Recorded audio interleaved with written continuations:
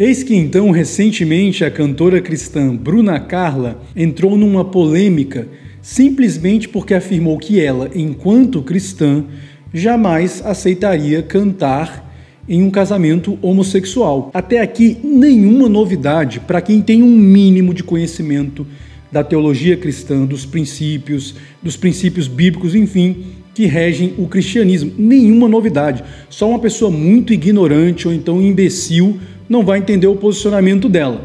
Mas aí, como sempre, nesse tipo de ocasião, a mídia veio então com uma voracidade tremenda para cima dela, os cantores da lacração, os artistas, dizendo que era um absurdo esse discurso homofóbico, esse discurso de ódio, enfim, senhores, esse é o tipo do vídeo aqui que provavelmente pode comprometer esse canal, mas como eu já perdi os meus escrúpulos há muito tempo em relação inclusive à existência desse canal ou não, eu vou tentar falar de uma forma muito clara para que aquele militante que ou é ignorante ou é mau caráter mesmo, entenda o que está por trás de tudo isso que está acontecendo.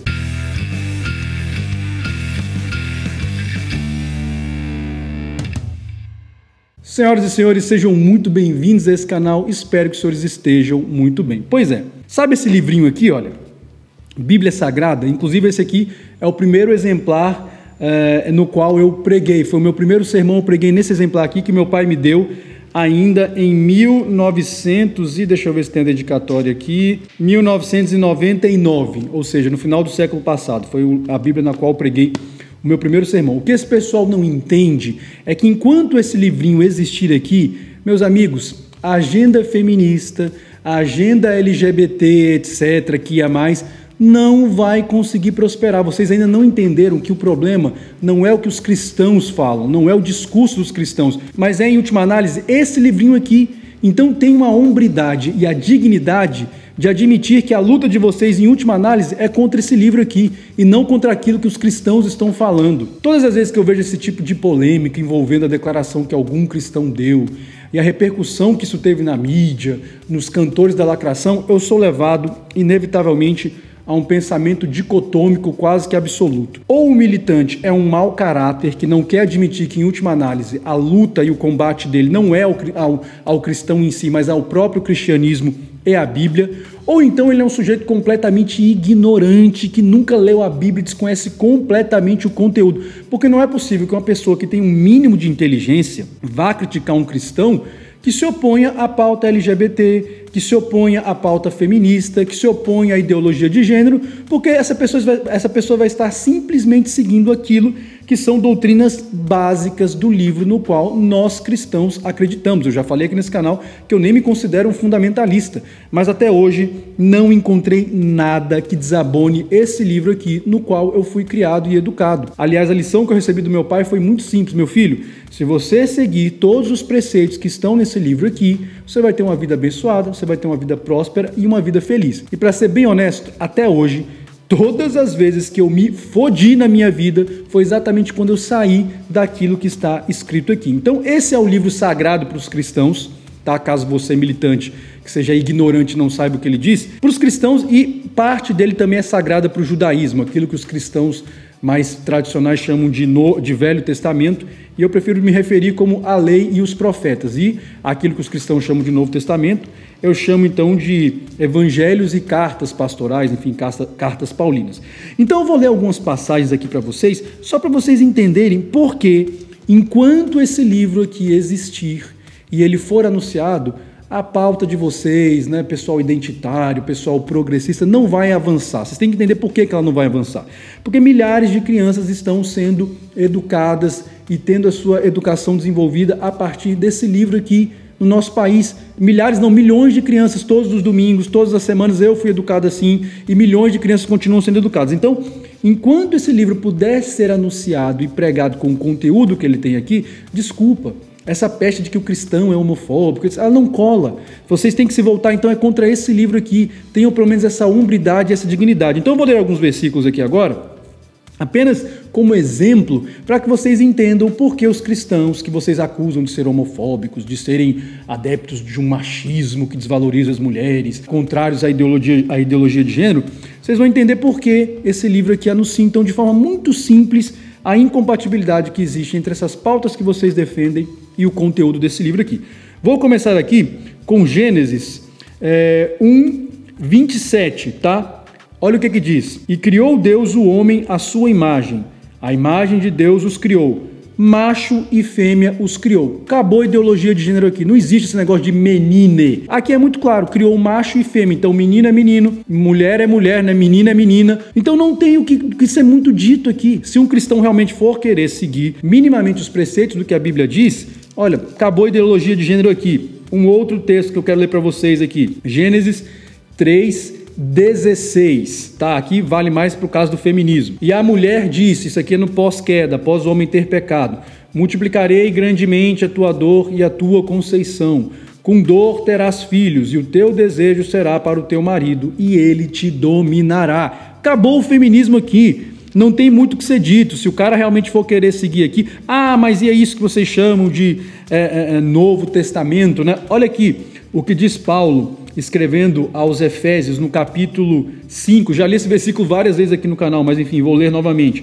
No capítulo 5, a partir do versículo 22. Vós, mulheres, sujeitai-vos a vossos maridos como ao Senhor, porque o marido é a cabeça da mulher, como também Cristo é a cabeça da igreja, sendo ele próprio o salvador do corpo, de sorte que assim como a igreja está sujeita a Cristo, assim também as mulheres em tudo sejam as mulheres sujeitas a vossos maridos. E aí ele continua: vós maridos, amai vossas mulheres, como também Cristo amou a igreja e a si mesmo se entregou por ela. Acabou o feminismo aqui. Então não existe essa história de feminismo cristão, feminismo gospel, etc. Não existe. Dentro de uma perspectiva bíblica é muito claro: maridos, vocês têm que amar as suas esposas, esposas, vocês têm que ser sujeitas e obedientes ao marido, ponto.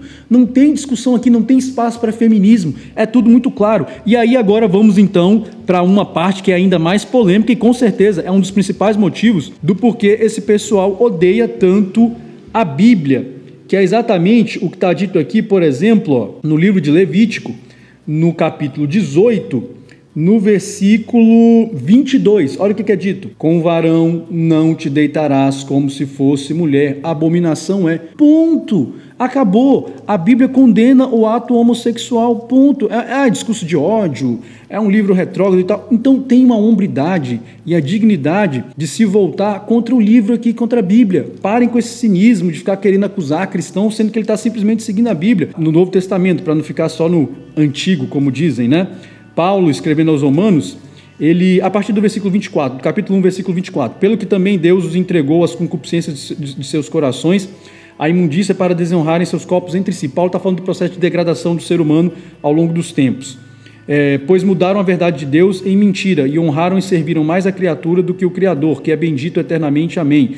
Pelo que Deus os abandonou às paixões infames, porque até as suas mulheres mudaram o uso natural, no contrário à natureza, e semelhantemente também os varões, deixando o uso natural da mulher, se inflamaram em sua sensualidade uns para com os outros, varão com varão, cometendo torpeza e recebendo em si mesmos a recompensa que convinha ao seu erro. Acabou. A Bíblia condena veementemente o ato homossexual, então não tem como. Veja, eu não estou falando de sexualidade, eu não estou falando de orientação sexual aqui, porque penso eu que o sujeito não tem culpa pela orientação sexual dele, seja heterossexual, seja homossexual. Aqui eu estou falando exclusivamente do ato homossexual, que é explicitamente condenado nas Escrituras. Então, todas as vezes que eu vejo esse discursinho de que os cristãos são homofóbicos, de que os cristãos são contrários às pautas de igualdade das mulheres, do feminismo e da ideologia de gênero, tudo isso é uma balela que, repito, ou vem de gente mau caráter, que não tem hombridade, coragem e dignidade suficiente para dizer, como disse um militante há um tempo atrás, na LGBT, que de fato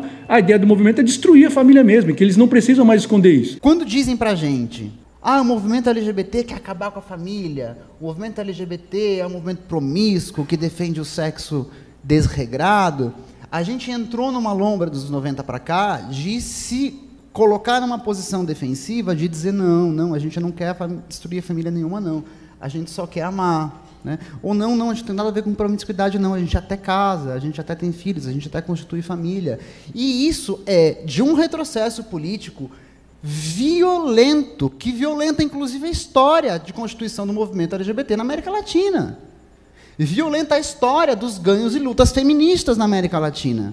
Então cabe a radicalização nossa também de afirmar com todas as letras o que é uma estratégia política crítica antissistêmica. Ah, porque vocês querem destruir a família? Sim. Queremos. Então, ou é esse tipo de pessoa que é mau caráter e não tem coragem de assumir que a briga deles, em última análise, é contra a Bíblia e não contra aquilo que os cristãos dizem, ou então é uma pessoa muito ignorante, que ignora, assim, sabe, cabalmente o que a Bíblia diz em aspectos básicos. Então, esse vídeo aqui já serviu um pouquinho aí para que você entenda. Meu amigo, entenda o seguinte: se você é um militante aí, né, identitário, que luta pelas suas pautas, enquanto esse livro aqui puder ser anunciado, enquanto pessoas estiverem tendo suas vidas guiadas por esse livro, as pautas de vocês nunca serão normalizadas. Nunca. Sempre vai haver um grupo se opondo. Esses grupos são os cristãos ou as pessoas que seguem os preceitos bíblicos. Vai chegar um momento em que esse livro aqui vai ser mudado, em que esse livro aqui vai ser proibido? Vai. Isso aí, sem dúvida alguma, meu amigo. Se tem uma coisa que 1984 deixa muito claro para mim, é que em breve a Bíblia vai ser proibida ou ela vai ser alterada. O meu pai tem uma Bíblia lá na biblioteca dele, que já vem com alterações no texto, é uma Bíblia contemporânea, que deturpa completamente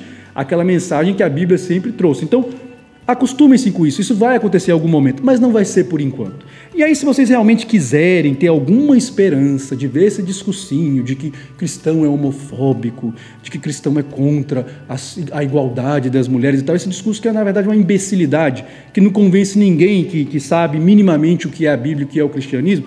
Se vocês quiserem ter alguma esperança, assim, sabe, tenham hombridade e coragem suficiente para dizer que vocês estão combatendo esse livro. Aí eu tenho certeza, meu amigo, que a situação vai ficar interessantíssima quando vocês começarem a ir atrás de projetos de políticos para que eles alterem, então, ou proíbam o discurso da Bíblia, porque a gente está caminhando para isso.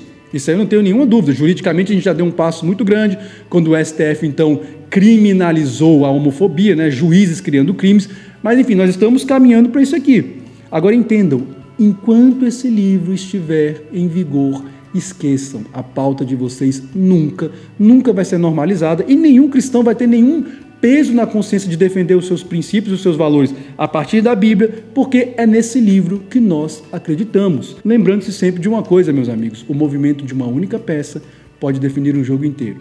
Até a próxima e que Deus nos abençoe.